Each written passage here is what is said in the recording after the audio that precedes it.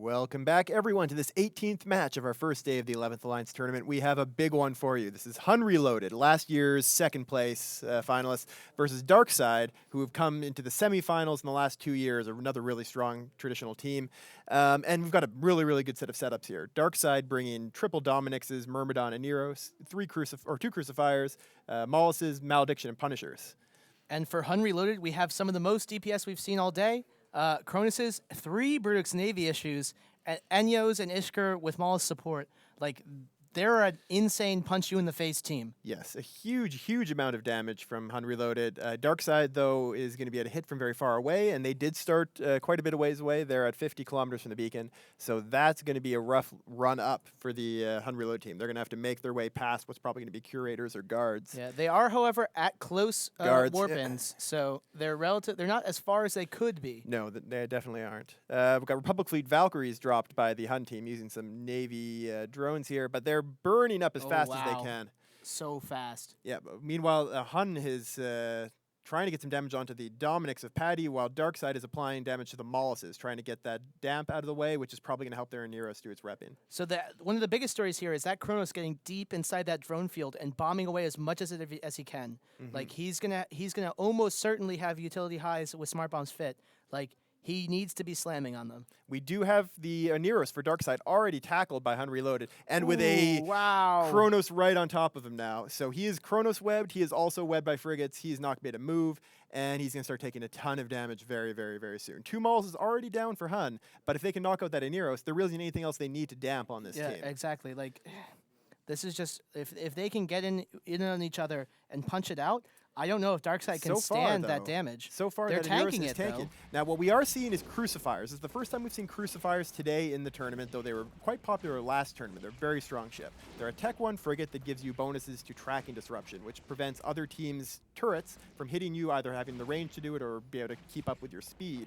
And that's really effective against these Brutix Navy issues and the Kronos, even though they have tracking bonuses. You can see the volley fire of the assigned drones landing on Suko in a Brutix Navy issues. He was taking huge chunks of armor and there's no reps on him yet. Seconds. It looks like the Guardian is too damp to catch him, and he's down.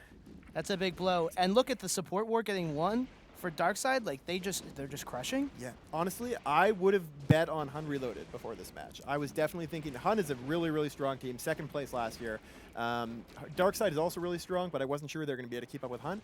This, though, is a really, really amazing performance, and they have really got HUN on the back foot.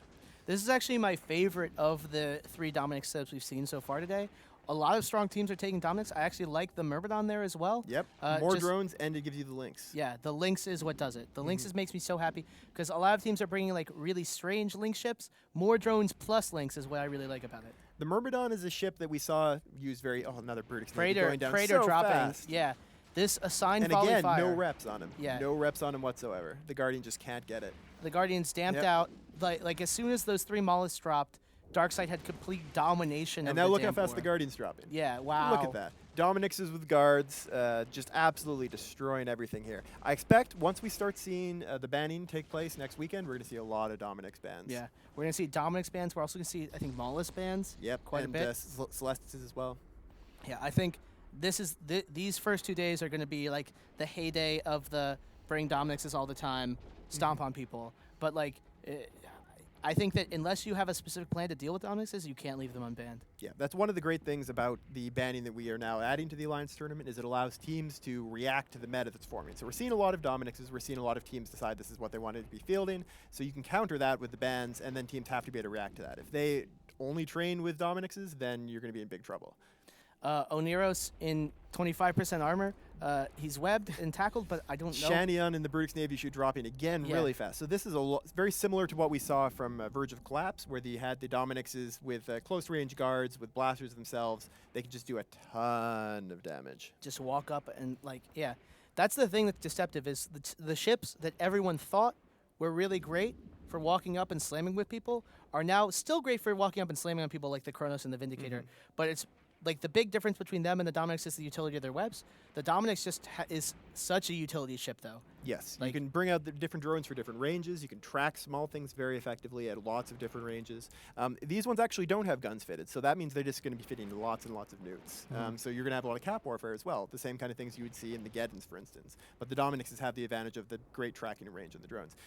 Wow, HUN is just Yeah, being this dropped. is- I could not have called HUN losing this convincingly, even against DarkSide. DarkSide obviously was going to be one of the teams we had to watch out for, but to absolutely almost wipe HUN Yeah. Reloaded, that is absolutely huge. I also think like that's an excellent showing from HUN. But HUN is now going to terrorize the losers bracket like a Yes. monster that sleeps under their bed. You do not Like- want to be up against HUN in the losers bracket because they're just going to be knocking out team after team, I expect. Yeah, I But DarkSide into the winners bracket and into the much, much smoother path. Exactly. That was a short but excellent match. Complete domination by DarkSide. Up next, we have M.I.F versus Angeli Mortis. See you guys in a couple minutes.